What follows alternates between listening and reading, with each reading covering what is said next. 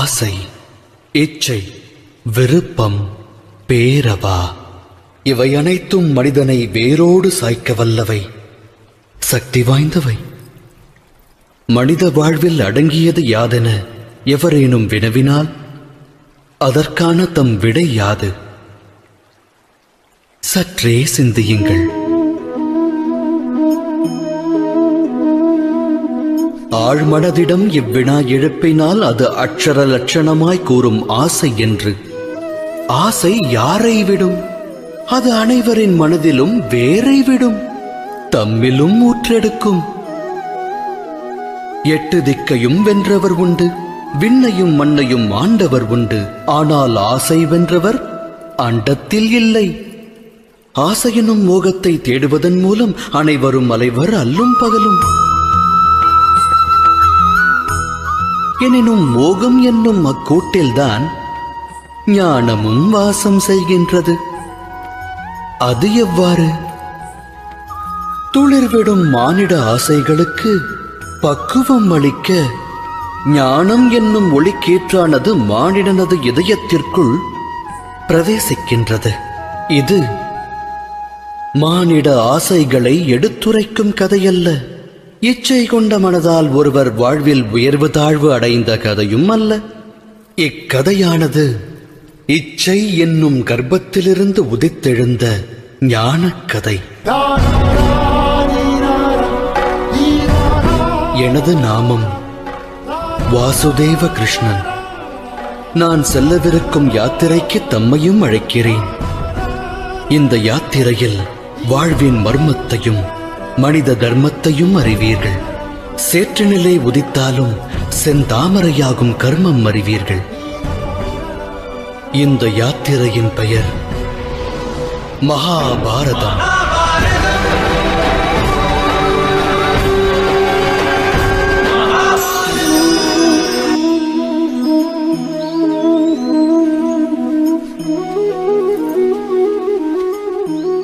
ஒருவன் நற்செயல் புரிவதன் மூலம் துக்கத்தை பிராப்தமாக பெற்று மற்றொருவன் துஷ்ட காரியத்தால் சுகத்தை அடைந்தால் மனதில் நற்காரியம் புரிவதாலும் தர்ம வழியில் நடப்பதாலும் பலனில்லையே என்னும் சந்தேகமானது வியாபித்துவிடும் அல்லவா?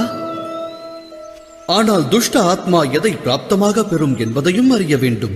துன்பத்தை விளைவிக்கும் ஹிருதயம் என்றென்றும் சஞ்சலத்தில் விழலக்கூடியது.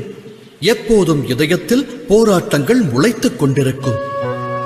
அவநம்பிக்கை அம்மனதை வாழ்வுள்ள வரையில் விரட்டும். அதுவா சுகம்?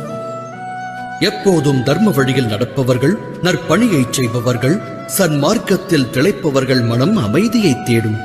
இடையில் விளையும் தீமையால் அவரின் சுகத்தை வெல்ல இயலாது.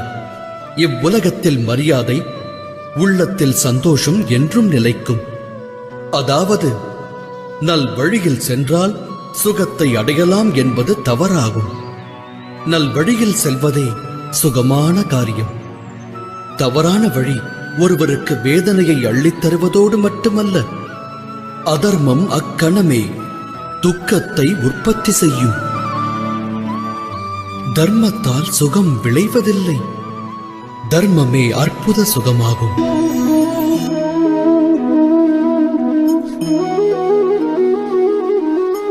அகிலத்தில் வாழும் மனிதர் அனைவருக்கும் மனக்குறை என்பது அவசியம் உண்டு. ஒருவன் வேகம் இன்றி வருந்துவான், இன்னொருவன் அதை கட்டுப்படுத்த முடியாமல் திணறுவான். செல்வம் இருந்தும் நிம்மதியற்றவரும் உண்டு. சிலருக்கு அச்செல்வம் இல்லையே என நிம்மதி இருக்காது. இது போன்ற உதாரணங்கள் ஏராளம். தாம் அனைத்தையும் பெற்ற மனிதரை இந்த அவனியில் சந்தித்திருக்கின்றீர்களா? குறையோடு வாழும் மானிடர் அந்த ஒரு குறையினை வாழ்வில் மையமாக்கி வாழ்கின்றனர். அக்காரணத்தால் இதயத்தில் துக்கமும் வேதனையும் குடிகொள்ள துவங்குகிறது. அவ்வேதனையே ஜனனத்தினின்று மரணம் வரை நீடிக்கிறது. அவ்விதம் உருவான அந்த குறையானது அம்மானிடருக்கு பழகிய ஒன்றாகும். வேறு சிலர் பற்றியும் கூறத்தான் வேண்டும். உருவான குறையை ஒரு சிலர் தம் சாமர்த்தியம் கொண்டு வெல்கின்றனர். அவர்களுக்கும் ஏனையோருக்கும் என்ன வேறுபாடு? தாம் இது குறித்து சிந்தித்ததுண்டா? இதற்கான விடை மிக எளிது. எவர் குறையினை வென்று காட்டுகிறாரோ, தனது சாமர்த்தியம் கொண்டு அதை வீழ்ச்சியடையச் செய்கிறாரோ, அவர் அதை கடந்த நிலைக்குச் செல்கிறார். ஆக குறை ஏற்படுவது விதிப்பயனே. ஆனால் அக்குறையை மதிகொண்டு வெல்லும் மானிடர்தான் மதிக்கப்படுவார்கள்.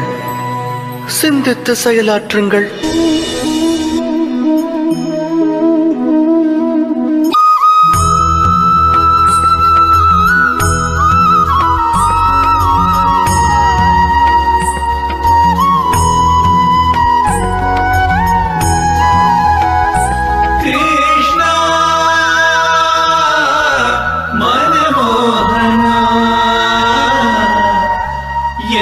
சிந்தை நிறைந்த கிருஷ்ணா,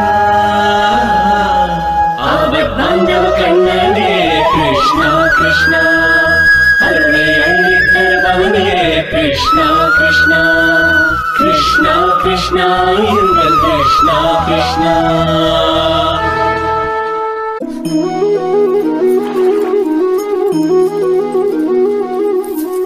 ஈன்றவன் தன் புதல்வர்கள் சுகமாக வாழ வேண்டும் என்றே எண்ணுவான். அவர்களின் எதிர்காலம் நல்முறையில் அமைய வேண்டுவான்.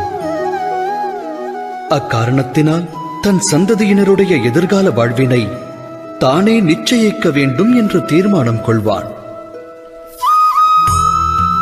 தந்தை எந்த பாதையை கடந்து வந்தானோ, எந்த பாதையில் கரடுமுரடான கற்களை கண்டானோ, தான் விழுந்தெழுந்து நடந்து வந்த மார்க்கம் எதுவோ அந்த மார்க்கத்தில் தான் மகனும் நடக்க வேண்டும் என்று வாரிசை ஈன்ற தந்தை எண்ணுவான். அது தவறல்ல, உத்தம எண்ணமாகும். எனினும் 3 விஷயங்களை குறித்து சிந்திப்பதற்கு அனைவரும் மறந்து விடுகின்றனர். அவை யாவை? முதலாவது, மார்க்கம் என்பது காலத்திற்கேற்ப மாறாதா? அந்த மாற்றத்தினால் மார்க்கத்தில் புது விளைவுகள் ஏற்படாதா? அவ்வாறு இருக்க கடந்து வந்த மார்க்கமானது நிகழ்காலத்திற்கு ஏற்றதாகுமா? இரண்டாவது விஷயம், பெற்றோர்களுக்கு சந்ததியினர் முக்கியமானவர்களா? ஆம், நல்லொழுக்கத்தை அவர்களுக்கு வழங்குவது ஈன்றவரின் கடமை. ஆனால் வாழ்வில் துணை எல்லாம் வல்ல இறைவனே ஆவான். அவ்வாறு இருக்க தந்தைக்கு எவ்வழியில் வெற்றி கிட்டியதோ அதே வழியில் செல்வதால் பிள்ளைக்கும் வாழ்வில் வெற்றியானது கிடைத்து விடுமா? இறைவனே அறிவான். மூன்றாவது விஷயம், தடைகளை கடக்கும் அனுபவம் வாழ்வுக்கு நன்மையை தரும். வாழ்வை நல்வழிப்படுத்த அனுபவ பாடம் அவசியமாகும். எனில் ஈன்றவன் ஒருவன் தன் வாரிசை பிரச்சனை சிக்கல்களிலிருந்து விலக்கி வைப்பது புதல்வனுக்கு செய்யும் நன்மையா இல்லை ஆபத்தை விளைவிப்பதா? சந்ததியரின் எதிர்கால வாழ்விற்கு உதவாமல் அவர்களின் சரித்திர வாழ்விற்கு உதவுவதே நன்மையை பயக்கும். அவ்வகையில் சந்ததியருடைய வாழ்வின் வழியை அமைக்க முற்படாமல் அவர்களுக்கு வாழ்வின் தடைகளை கடக்கும் சக்தியையும் மனோபலத்தையும் வாரி வழங்கினால் அது நல்வழியை காட்டாதா? சிந்தித்து செயலாற்றுங்கள். விரும்பிய எண்ணம் நிறைவேறாமல் போனால் ஒருவன் இதயத்தில் குரோதம் உருவாகும். எவரை விரோதியாக எண்ணுகிறானோ அவரை தண்டிக்க வேண்டும் என்று எண்ணம் கொள்வான்.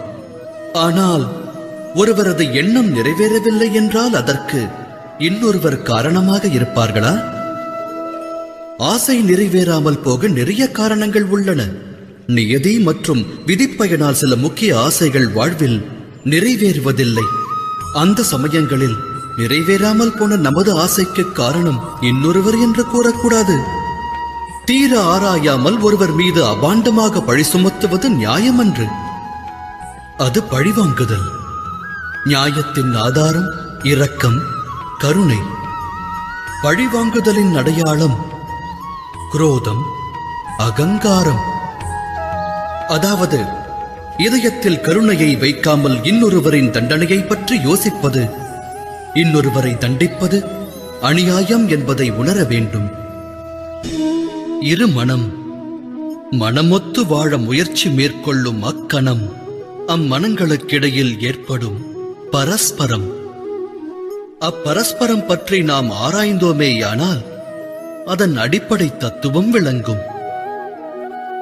மனமானது மற்றோருக்கு வகுத்திருக்கும் ஒரு எல்லையை, விதித்த எல்லையை ஒருவேளை மற்றோர் கடக்க முற்பட்டால் அக்கணமே அவ்விடம் குரோதமானது உருவாகிவிடும். அந்த எல்லையின் பொருள் என்னவென்று தாம் சிந்தித்திருக்கிறீர்களா? ஒரு எல்லையை வகுத்து மற்றோரை நாம் முடிவெடுக்க அனுமதிப்பதில்லை. நம் முடிவை அவர்கள் ஏற்க வேண்டும் என்கிறோம். அதன் அர்த்தம் ஜகத்தில் அடுத்தவருக்கு எவரும் சுதந்திரம் தருவதில்லை. ஒரு மனதின் சுதந்திரத்தை பறித்தால் அவ்விடம் விளைவது என்ன? குரோதம், வேதனை அல்லவா?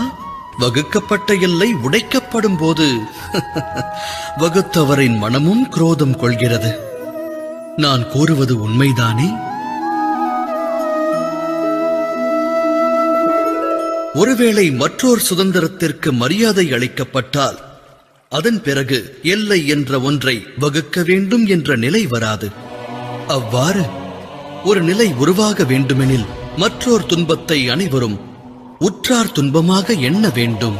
உதவி செய்யும் பாங்கை கொள்ள வேண்டும். சிந்தித்து செயலாற்றுங்கள்.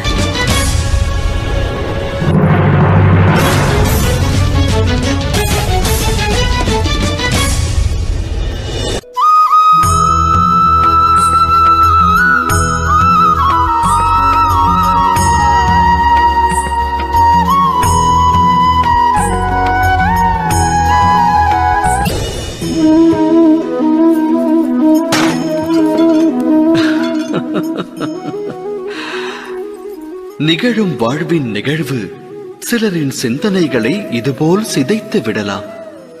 சிதைந்த சிந்தனை சிலரின் மனதில் வன்மத்தை விதைத்து விடலாம். ஆனால் எதிர்காலம் மனிதனின் சிதைந்த சிந்தனைக்கு வழிவகுக்குமா? நடவாது. ஒருவன் உயர்ந்த ஓர் மலை சிகரத்தின் அடியில் நின்று அதன் உச்சியை அடைய முடியும் என்று நினைப்பதால் மட்டும் அவன் மன எண்ணம் நிறைவேறுமா? இயலாது. முயற்சி வேண்டும். மலையின் சிகரத்தை அடைய முயற்சிக்கையில் தடைகள் உருவாகலாம். உருவாகும் தடைகளை உடைத்தெறிய தன் சக்தியையும் யுக்தியையும் பயன்படுத்தி உச்சியை அடைய வேண்டும். சூழலுக்கேற்ப வாழ பழக வேண்டும். வன்மம் அவன் மனதில் விருட்சமாக எழுந்தால் லட்சியத்தை எட்ட நிச்சயம் முடியாது. இறைவனை மனதில் நிறுத்தி எதையும் தொடங்க வேண்டும். இது அனைவரின் வாழ்விற்குமான அறிவுரை அல்லவா? சத்திய நெறியில் வாழ்வதை விட்டு இருள் பற்றிய வழியில் பற்றுதல் கொண்டால் மனிதனின் வாழ்வு அதன் பிறகு வெற்று புள்ளியாகும். அதோடு முற்றுப்புள்ளியாகும். வாழ்வில் அனுபவம் கற்றுத்தரும் பாடம் இது. அப்படியென்றால் வாழ்வின் பாதை எதுவாக வேண்டும்? அமைதியும் நிம்மதியும் மற்ற இருளான பாதையா, இல்லை ஒளி பொருந்திய இறைவனின் மார்க்கமா?